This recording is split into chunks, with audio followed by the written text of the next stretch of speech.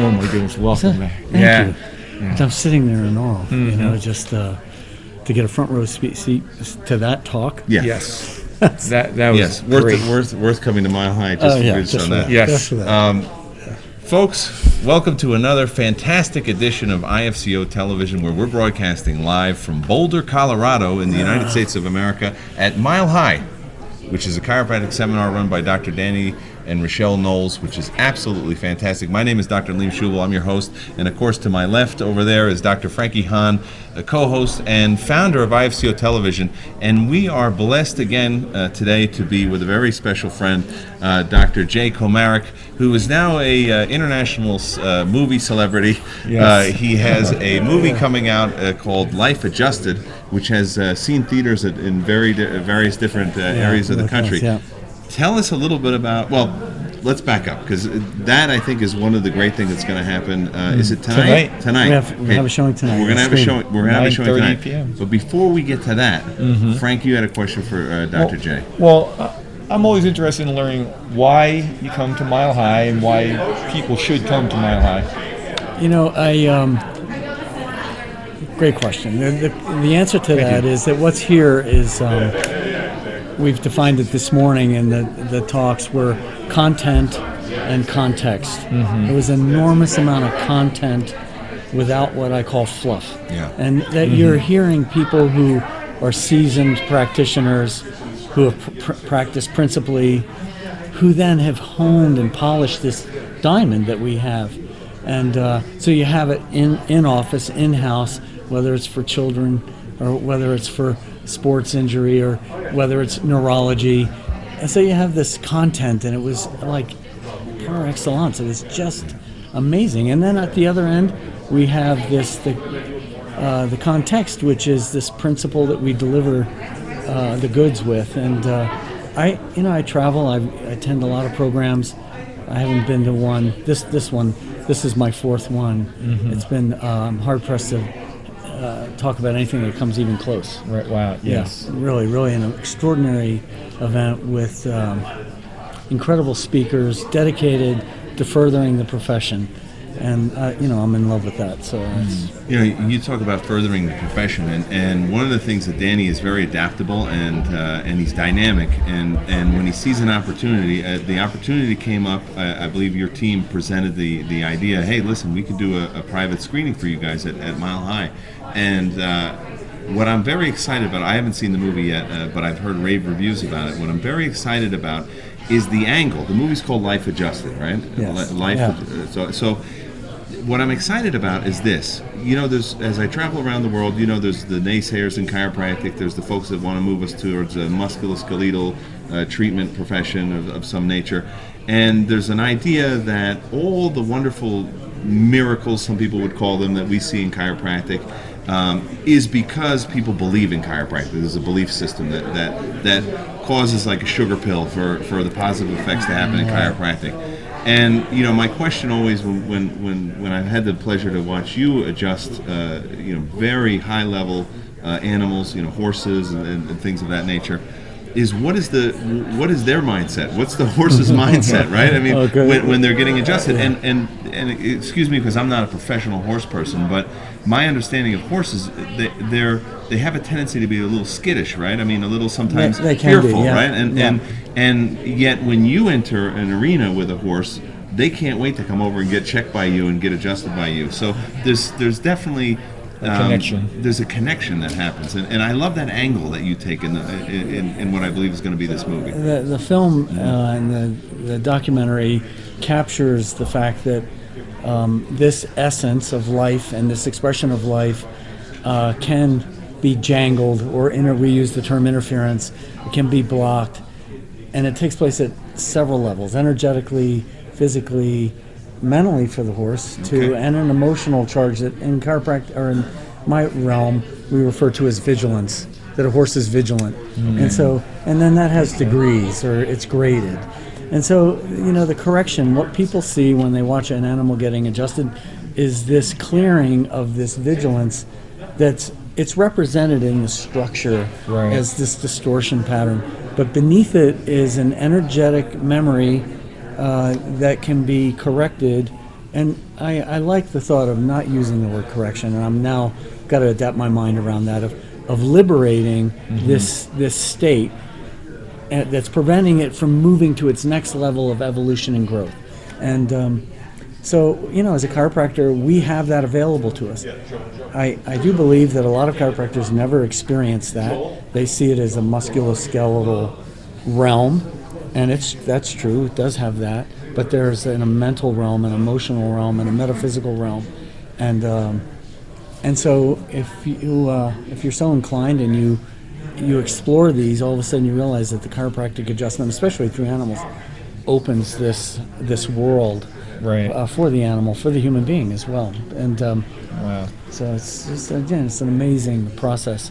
And the animals for me was a perfect scientific laboratory, because I had an animal who didn't know what a subluxation was. There's no languaging there. It's me and my field of energy with this, and this principle of I'm going to locate, analyze, and correct this distortion pattern. And it wasn't just an atlas or an axis, but it was a pattern. It was a combination of things that were freed as a result of a correction. And then you were watching performance of a horse, whether it was a racing horse or a dressage horse or a rodeo horse. You're watching performance come out, and you're watching the joy of the animal expressing what it's here to do and what it's been trained to do. And the people who know animals witness this and realize that it's hard to it's ineffable. It's hard to put into words. It's because it's comprehensive in a lot of different realms. But the performance end and watching an animal doing what it loves to do, whether it's running or jumping or rodeoing, and you see this expression, a good owner is aware of this, and that tells volumes about chiropractic without ever saying anything about chiropractic. And has it been your experience, Jay, then when, because I would imagine this happens a lot, you're called in to take care of a horse or an animal of some type, and the owner, quote unquote the owner, says, "My goodness, would this help me?" The vice versa, right? So I had mentioned it earlier today. 3 of the practices here in Boulder were built out of veterinarian offices. I worked for a small animal vet, 2 small animal vets. There were hospitals, and 1 large animal vet, which, I always say the barn built the house. The barn built the chiropractic house of people in short order, in really short order. Wow. No promotion, watch this, I'll give you the explanation of what a correction. I'm going to have to work on changing that term.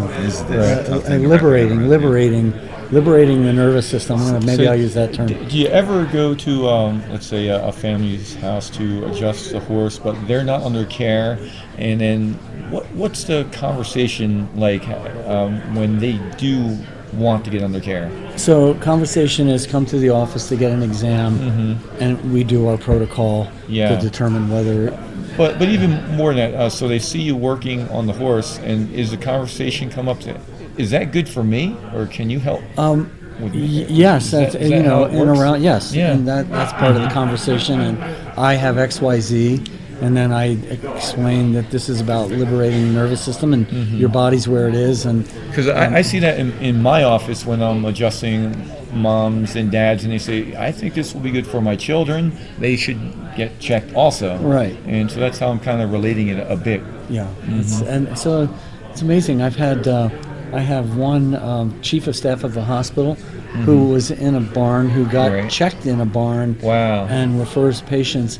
And I'm not in a clinical, I'm in a barn, and I'm covered in horse stuff. But it wasn't, again, it wasn't where I was, it wasn't what I said. It was the energy of the event that somehow communicates beyond their mental state, but definitely touches them emotionally, that they realize that's a beautiful thing. And that's the only way I can describe it. But I've seen it enough to know that it happens. And if you're there, you've watched horses get adjusted. It's an amazing field of energy to be in. Well, and that part of the profession seems to me, again, I'm not involved directly in it, but it seems to me like it's growing. We just spent some time out in Durango, and we're coming across a lot of people that have trained with you. We were talking to Petra, out in Durango.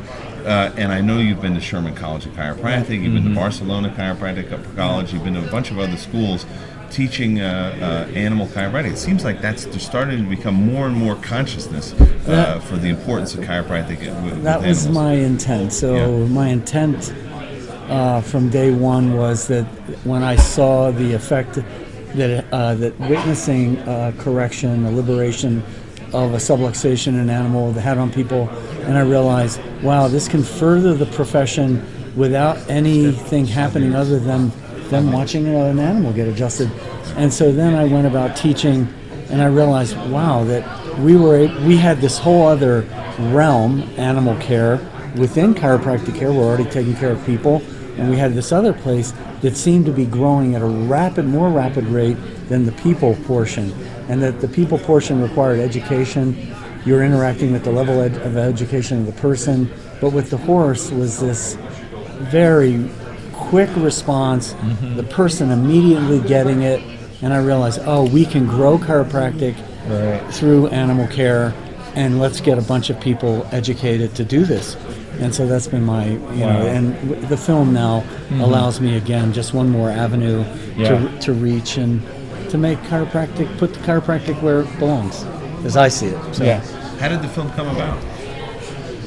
Good question. I was teaching a condyle lift adjustment in Oakland, California, 6 years ago, and the woman who hosted me's husband is a producer who had asked me, could I get checked? I said, gladly. I gave him an adjustment for subluxation, and I went to lunch, and he left and went into the back room and had a good release, I call it a boo-hoo moment where he, whatever he was holding inside on a mental and emotional level came loose, and he didn't know what had happened to him, and I hadn't explained it to him, but his wife did, and said all of this stored energy of your life, and if you understood his life, he had a lot happen, and was liberated through this correction and this liberation of the subluxation.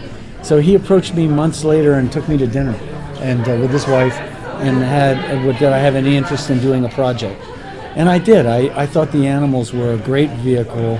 I just didn't know who or how. So the project came to me, and I was on board. And the only caveat I had was I don't act. Just catch what you catch. Right. And if there's a story there, great. You can't trump anything up. It's whatever you find, and then you'll have to craft the story. So he had his own experience. He then followed me for 5 years and showed up with camera crew in Florida, Colorado, California, wherever I was, he would show up. And then we happened to, and there were many horses with incredible stories, but in his own hometown of Ashland, Oregon, he captured a story, and which happens to be the kind of the key of this particular documentary. Right. Wow. And then what happens when not only just to the horse and the magnitude of the trauma, but what happened to the herd as a result of the trauma? What happened to this particular horse? And then the interaction with me and what a correction looks like, and then the aftermath. So it's he happened to capture something that I don't know in another 5 years that he would do, and just was meant to be. So looking forward to seeing the movie tonight. Yeah, I'm excited. I'm really excited. Front row, sit right next to you. Yeah, we'll sit together. Yeah, absolutely. Yeah. And now, so for the folks that are watching at home, how does it work to get a screening in their town, or how do they reach out to you? Okay, so the first thing is that the film has been accepted at several film theaters, festivals. Oh, okay. Oh, wow. So the film festival Nice. is a really big deal for the producer. The producer gets accolades and laurels for his work in editing, and there's all kinds of, and so it goes to them first, and then after all the awards have been given out, then we're able to go ahead and then get it out to the chiropractic profession. So we're doing that. Great. It's going to the CEO of Netflix, Wow. which is really wonderful. And so all of these things are in the works. We Yeah. have, I think, I don't really have too much to do with it, but Sherry Right. handles the screening, and we have a good 15, 18 screenings all happening. So it's exciting. So Yeah, I'm happy yeah. because my goal was to have a big reach and tell the story in a way that's never been told before. And I feel the film does Excellent. that. Yeah. Excellent. Well, we're looking forward to seeing it tonight. Yeah. Just another benefit of being here at Yeah, Mile High. yeah. Dr. J, so if folks want to get in touch with you, maybe learn a little Yeah. bit more about animal chiropractic, how can they Yeah, do that? let's go to jkomarek.com, JayKomarek.com, and my number is 303-495-9190, and you can reach me on Facebook, and happy to talk with anybody who's got an interest in animal care. Excellent. Yeah. Fantastic. Yeah. Well, Thank you so guys. much. Yeah, okay, Thank you. good. Thank Yep, you. See you later on. Yeah, you bet. I got a call from a rescue in Washington State, and they said, we have a horse. It's a survivor of a domestic abuse situation, and we need to get her out of the state.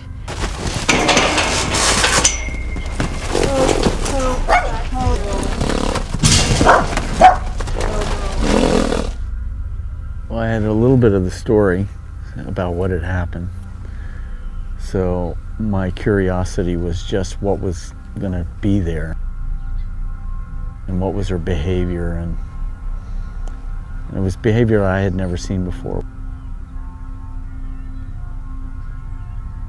I have two equal loves beside my family, is my love of chiropractic and my love of animals.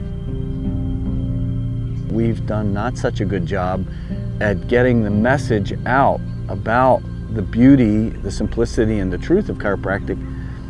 However, I know that in my own realm that I've watched animals tell the story of chiropractic better than I could ever do.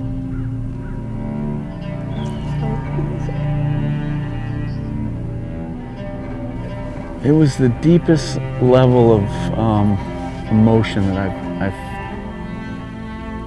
I think I probably ever felt.